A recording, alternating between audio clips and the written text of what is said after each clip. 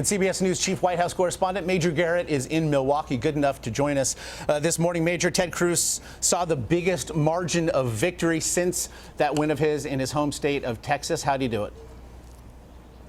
He did it by persuading Republican voters here that this race should be looked at not just as a Wisconsin presidential primary, but as a chance to send a message to the rest of the country that Donald Trump ought not to be the nominee of the Republican Party and should not be viewed as the inevitable nominee.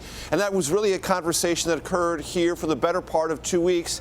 Yes, Donald Trump had a miserable week last week, but it really didn't affect things here. This was an inside Wisconsin conversation where the state and its Republican and, most importantly, conservative voters wanted to send a message about the state of this race.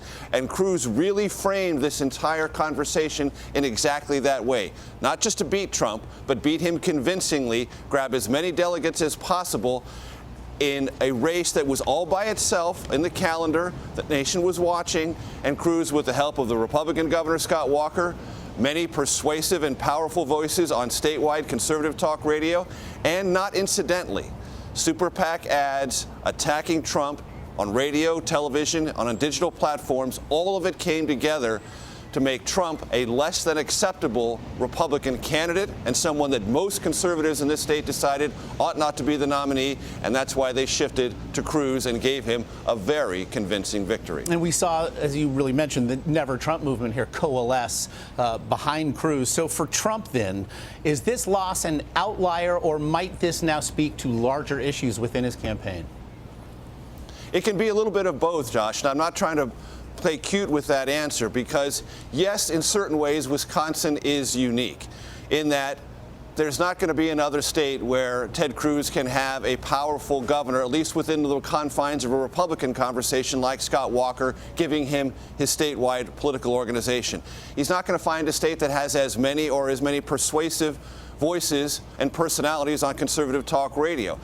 Now, he may have, and he probably will have, super PAC ads attacking Trump in every other state, but he's going to need to find a different set of constituents, different kinds of Republicans, because Wisconsin Republicans, very similar to Iowa Republicans, conservative in their orientation, many of them with evangelical leanings or commitments in their politics. That's not going to be true in New York, Pennsylvania, elsewhere. So Cruz, in a certain way, had Wisconsin exactly the way he wanted it, and he capitalized. That's what a political campaign is supposed to do. Then the next challenge is adapt to the next state, the next set of circumstances, and do your best. For Trump, he can say, yes, Wisconsin is a kind of a different scenario. But he also knew that his campaign is getting more scrutiny. He is getting more scrutiny. And one thing is true in presidential politics. Success doesn't make the campaign easier, it makes it harder. And failure in the midst of success, which is exactly what Trump is experiencing now, is a different kind of challenge. So what Trump has to do is shore up his campaign, minimize negative publicity, and remind voters why they were attracted to him in the first place. And, as the campaign has promised, put a little bit more specificity behind some of the more grandiose promises Trump has made on the campaign trail. Of course, he'll have a chance to do that coming up next in his home state of New York, where it's thought he will get well. I do, though, also want to ask you about Trump's statement the campaign issued last night following this loss, and I quote, "Ted Cruz is worse than a puppet. He is a Trojan horse being used by the party bosses attempting to steal the nomination from Mr. Trump," end quote. This obviously comes amid a sort of metacrism throughout here, Major, that Trump has not acted very presidential throughout. What do you make of this statement then? Well, a couple of things about last night. First of all, Trump didn't speak to anyone. He didn't speak to the public. He didn't speak to reporters. He basically went into hiding and issued this statement. So that's one way to measure how a campaign deals with adversity. Trump's idea was to not show up in public, not do anything that most voters like to measure when you lose. Voters like to take a measure of you when you win and when you lose to see what your overall temperament is.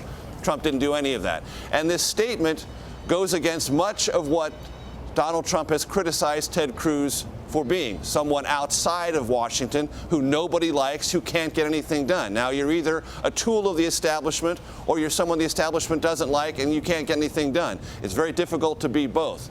Well, Trump has taken in defeat the other side of the argument, saying that now really Cruz has become a handmaiden of all of the establishment interests in the Republican Party, dark interest Trump is suggesting, trying to steal, that's one of Trump's words, steal the nomination from him. Well, as a practical matter, the nomination comes down to very basic mathematics and delegate acquisition. In the last week or so, Trump has been on something of a losing streak, not just in Wisconsin, but North Dakota, Colorado, and in the Utah caucuses. So Trump needs to rebound and find a way to regalvanize his voters. One way he's trying to do that is to say, hey, something's going on here. Cruz is not just Ted Cruz. He's now in the hands of all these establishment people you want me to defeat, so you better get to my side and get there quick because I need you in New York.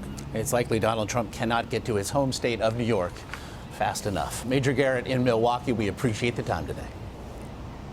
Thanks much.